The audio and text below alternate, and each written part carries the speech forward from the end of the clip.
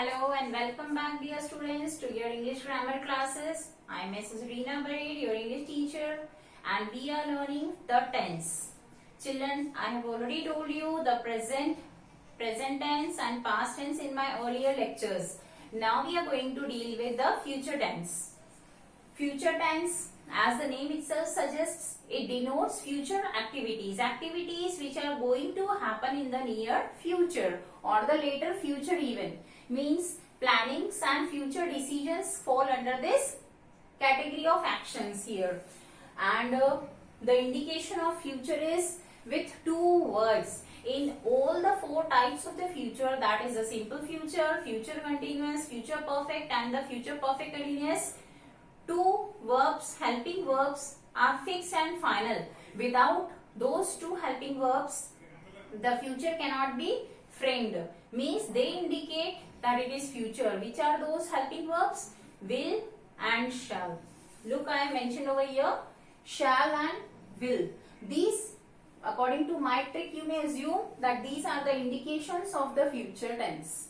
Okay, in any sentence, if you find shall and will as a helping verb, you can easily assume that it is the future tense. So, future tense is totally different. It can be identified easily with the use of these shall and will. Okay, come to the basic structure of any sentence. Subject plus verb plus object. And as you already know that we have to make changes only in the verb part. So what are the changes here? Let us see. First we start with the simple future. Number 1, simple future tense. In the simple future, you have to obviously take subject plus will and shall is the indication of future. Immediately after the subject, will and shall will occupy the position. After will and shall, since it is the first of the future, simple future, first type of the future, you have to use the first form of the verb. Okay, that's it. And then the object in other words as required. So this is the case, will shall plus first form of the verb. After this, we have to see some examples like I. Without the board, now you can frame your own sentences. We had a lot of practice in the earlier lectures. I will take shall or will, we have to decide. And if you remember, in my one of the videos, I have already told you that shall is used with the first person only. First person singular and plural both. I first person singular, we first person plural. So in the general case, normal case, shall is used with the first person and will is used with the second and the third persons. All the second and the third person, singular and plural, you have to use will. In the normal case, when you talk generally. But in a special case, for confirmations, for fixed actions which are not going to change, you compulsory actions which you must to do, then they will become vice versa. Shall will be used with second and third and will be used with the first person. So look over here, it will take shall and then first form of the verb go.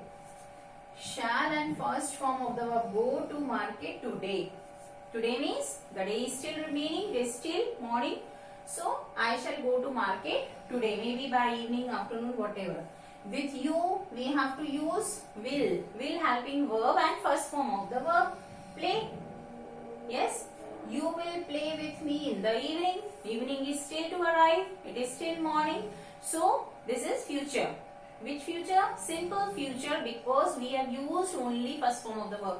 And if you talk about the will and shall, it will not change in all the future types. In all the tense of the future, whether it is simple future, future continuous, future perfect or future perfect continuous, will and shall are not going to change. They will remain with the subject, closer to the subject in the assertives or affirmatives. So here you have only to remember that first form of the verb you have to place. Now to make it negative, I have not written here because now we have to do ourselves. Yes, negative, place the not between helping verb and main verb. Which is the helping verb? Shall. Will. Main verb go and play. Let us see. Subject I, helping verb shall. Then between shall and go you have to place not. Main verb go. Repeat as it is. I shall not go to market today. Okay. In the second, you, then helping verb will, then place the not between these two verbs, and other words will be the same. You will not play with me in the evening. Correct? You will not play with me. I shall not go.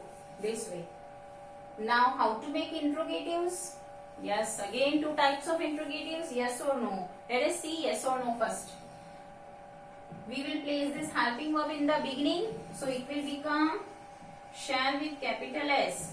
Subject after that. Okay, this is negative. Let us come here. Shall I go? Then other words as it is. Shall I go to market today? Question mark. Clear?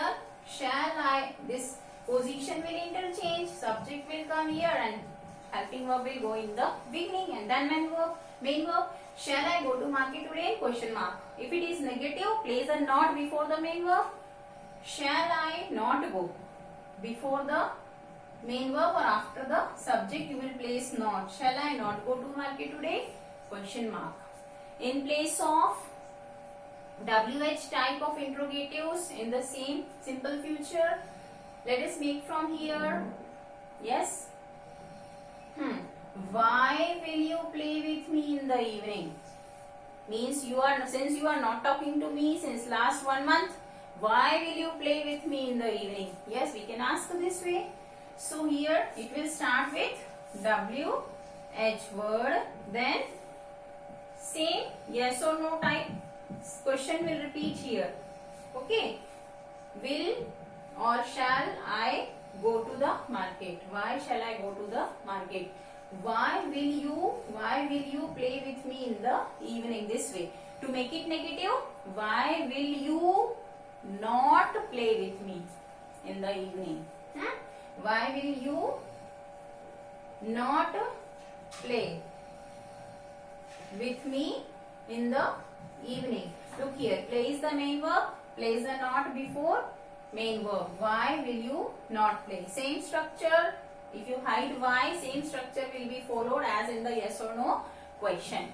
So here finishes your simple future. Now when do we use simple future in our daily lives? For near actions to be happen in near future, or if you want to plan for future activities in the near timing, that is near future, we are going to use the simple future. After this we are going to see the second type of the future, that is the future continuous or future progressive tense. Children, I have already told you while teaching you the present and the past that simple present, simple past, simple future, they are also called by another name, that is the present indefinite, past indefinite or the future indefinite tense. So we have finished this future indefinite tense. Now we have to go to future continuous or the future progressive tense.